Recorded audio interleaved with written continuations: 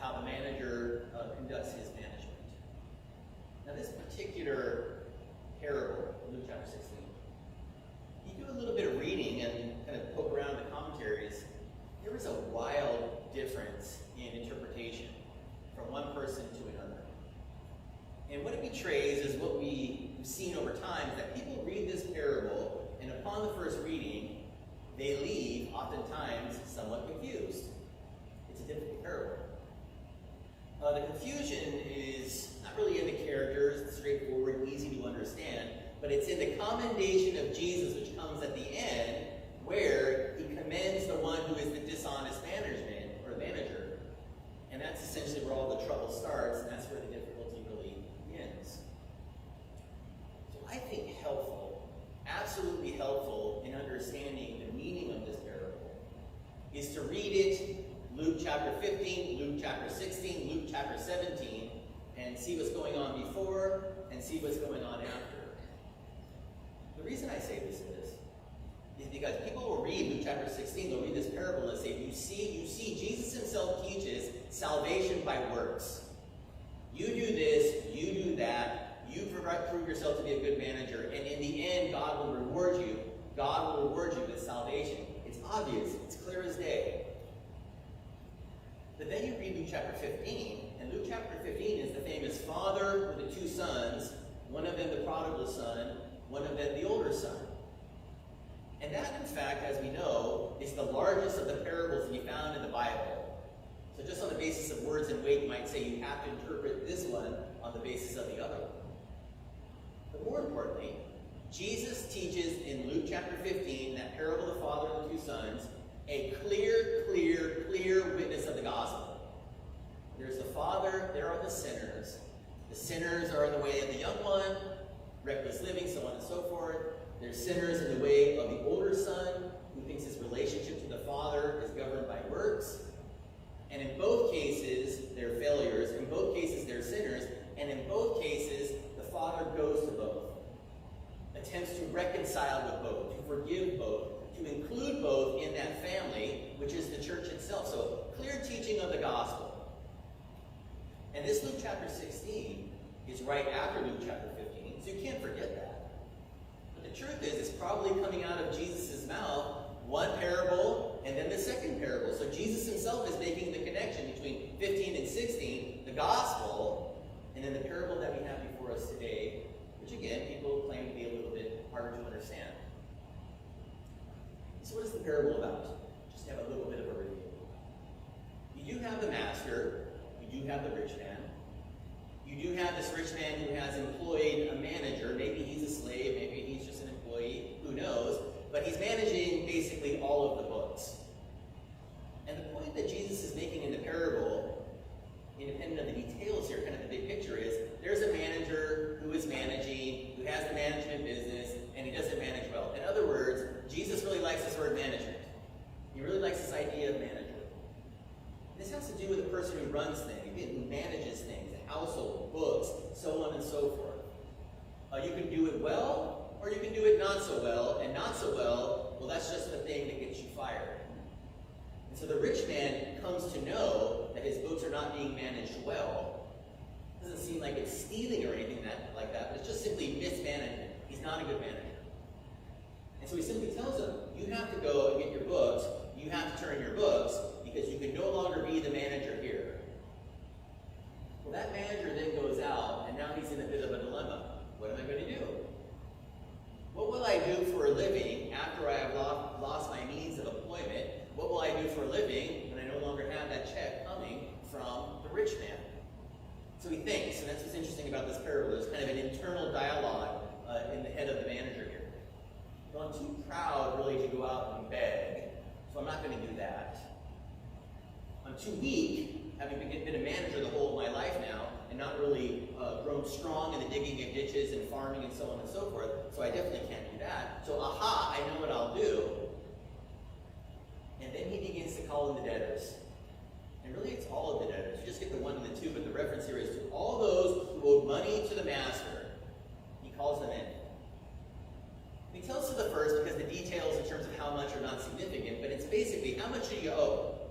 Well, I owe 100 of this. Okay, write down 50. How much are you, 100? Okay, write down 80. And it's in the books themselves that those changes are made, and it's in the books themselves that the manager is signing on behalf of the master. And so everybody's getting this deal. Let's just be honest about what this is. This is lying. This is stealing. Jesus knows this. Jesus is not overlooking this. This is lying and this is stealing. And when the manager comes and presents the books then to the rich man, he looks and he can see exactly what's happened. Maybe the date's there is the idea. At least the seal's there and it looks pretty fresh, not an old change here in the books. And so the rich man knows immediately what has taken place. He was a bad manager before, and now he's a dirty, rotten scoundrel and a person who's stealing as well. Because this person had this, and now he owes me half. This person has this, now he owes me less. And for every single person, all on the same day, amazing, they all paid their bills. Not believable. And so it's just here at this point then that the rich man makes that declaration. And Jesus himself makes the declaration coming out of the parable. That this particular manager, evil as he is, liar as he is, sinner and thief as he is to be commended. Why? On the basis of shrewdness. So this is the hard thing to really separate in one's mind here. How do we separate this intelligence and this sin? Well, you do it just like that. Anything that's in the category of sin, you have to get rid of. What Jesus is highlighting here is that among the people of this world who work with the wisdom of this world, and by the way, this is the exact subject of what we're studying on Wednesdays. It's not really an advertisement for Wednesdays, but it's going to turn out to be one. 1 Corinthians is all about folly and wisdom, and this is exactly what Jesus is talking about, and that's exactly what St. Paul is talking about there in the beginning of 1 Corinthians. That when it comes to worldly wisdom, there are people in this world who have it dialed in, who have a real and true worldly wisdom, although it may be what? Totally and completely immoral. I'll give you an example. And of course there's many, and no doubt you have more than I can even think of. These days you often will see stories, hear stories, about people with contracts, let's say with the government, Texas, the federal government, local government, it doesn't make a difference.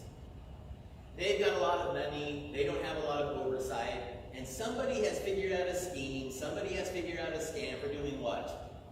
Getting money and giving nothing. Getting money and doing no work. Getting money and so on and so forth, right? Well, it's difficult sometimes to figure out these schemes and these scams. Why? Because these people are extremely intelligent. They know how the system works. They have IQs that are very high. They have so on and so forth, and apply this worldly wisdom. And sometimes they'll even make the declaration, if you're not smart enough to protect yourself, and that's the way it goes, I'm going to take your money. Well, that is a kind of a wisdom. Is it immoral? Yes. Is it sinful? Yes. Is it condemned as sin by God himself? Always, absolutely, every time. But Jesus' point here is, think about and observe that kind of wisdom in the world. I'll give you another example that's more along the lines of kind of funny.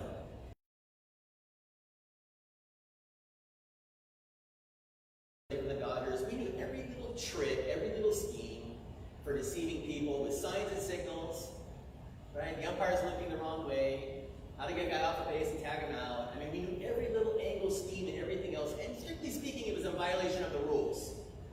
But there was a lot of wisdom that was being passed on when kids were learning these things about baseball. So it's the same idea. In this world, there's a wisdom. In this world, there's a pursuit of a kind of a wisdom, although immoral. And then the question, this is the question from Jesus. 2 disciples, 2 Christians, 2 people who have been washed by the blood of the Lamb and do not have salvation in jeopardy in any way whatsoever.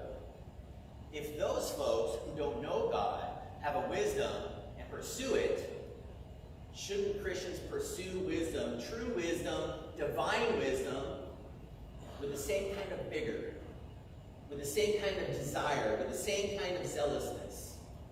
It's not the wisdom of this world. It's not immoral in any way whatsoever. But it's the wisdom from God that helps us to see this world for what it is. It's the wisdom from God that helps us to see who we are in terms of our sinful nature. It's the wisdom from God that helps us to see that this world and everything in this world is passing, and there is the world to come, which is the permanent thing, which is life with God with no sin whatsoever. So if you have that kind of wisdom given to you, and you do, then why do you not pursue it? Why do I not pursue pursuit with the same vigor, the same intensity, the same desire. That's really the point Jesus is making here. Well, what are the things then that God gives us? What are those gifts that God gives us? Where he's calling us then to apply the wisdom that we have from on high. The wisdom that's revealed to us in the scriptures themselves, say in the teachings of Jesus or St. Paul or in the Old Testament, Job and the Psalms and the Proverbs. Well, I think the first thing, because this is Jesus' example, is we think about things that are physical things. We think about house and home. We think about the kind of money that we have. We think about our cars. Those kinds of things. So physical things are the things that Jesus is identifying here. Is there a way to use to manage these things? Because that's the word Jesus uses here over and over again, the management of these things. That gives glory to God, shows love for the neighbor, and is in fact a rejection of the world. The answer to that is what? Yes, of course. So what does that look like? Well, if you think that when it comes to life in this world, the principal goal, the main goal is the acquisition of wealth, the maximum amount of wealth, so I can have the greatest possible time. That's really on the wisdom of the world side. That's the you only live once kind of way of thinking, right? That's the one who dies for the most toys kind of stuff. This is obviously over generations, people are making these things up. But that's the idea. That truth and reality and good is only found in the acquisition of wealth, and then that wealth being applied to me in particular. My pleasures, my desires, with no concern for God and no concern for the neighbor. I mean, it sounds harsh, that sounds kind of crazy, right? Except for that is the wisdom of the world. That is the Wolf of Wall Street. That is the movies back in the day. Those are the books, Looking Out for Number One. They all are based on the exact same idea. I'm at the center of the universe, and I desire the max amount of pleasure, and I will do whatever it is necessary to acquire that. If you don't think people think like that, you are mistaken. I've met many of them over my own life. Maybe I was one of them. What God says to that is, that's idolatry. You are not a God. I am God. Your things that you have, those toys, those are not the gods that you serve. They're things, they're instruments, they're in fact gifts from God. And so what Christians are called to do then with the resources that they have, all gifts from God, is to do what? To take care of yourself? Of course. Nobody says people here should go hungry and starve, give up on clothing, and sleep on the streets. That's not biblical. Jesus teaches no such thing.